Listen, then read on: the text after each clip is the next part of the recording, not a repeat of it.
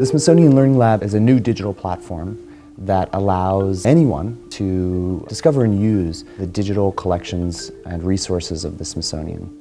Teachers have been our core audience with trying to understand how does the Smithsonian do a better job of serving teachers in a digital space. So it's a place where users can come to find all the objects that we've digitized from our collection, which is now more than 1 million things. You can find all of our digital learning resources, which is several thousand lesson plans and websites and content online that connects our collections with learning initiatives. All the amazing digital resources that the Smithsonian has available in one place. So many of our students on the West Coast can't access the Smithsonian. It's not possible. And it's such a part of our American culture that it's really an amazing opportunity for our students over here to access all the things that the Smithsonian offers 3,000 miles away. To understand what it is that people want, we've gone into classrooms, we've gone into after-school programs, and we've laid out our collections, and then we've watched what people do with them, and we've been listening to what it is that they want to do.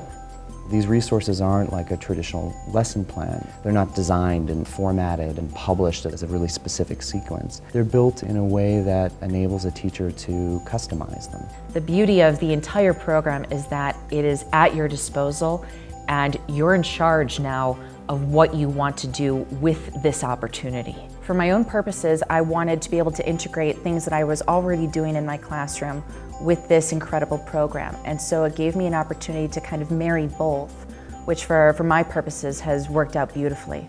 The Learning Lab will present teachers with an opportunity to identify resources that work for them, cluster them away so that they're easily found.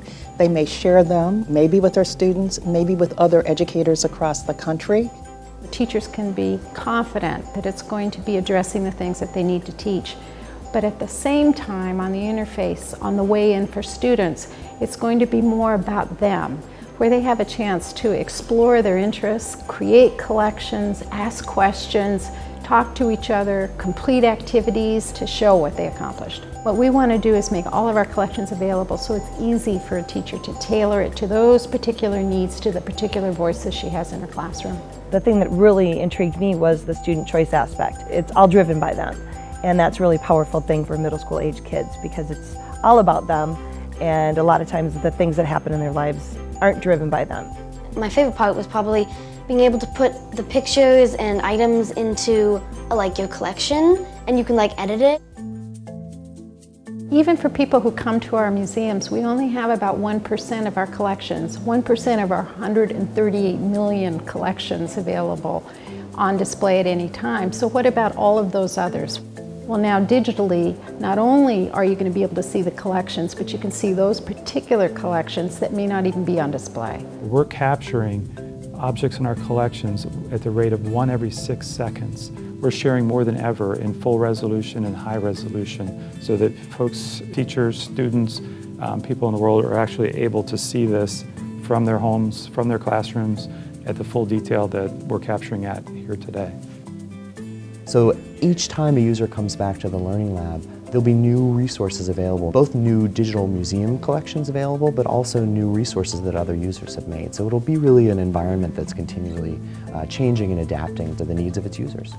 The bottom line is that we want to be meaningful over time to the audiences that we would like to see use our free resources as often as they can. I've been a classroom teacher, and I've taught in urban schools, and I've taught in small country schools where there was only one school in town. And in both of those environments, what I wanted was to show my kids the bigger world, to show them all the possibilities. And with this Learning Lab, I think that's what we can do.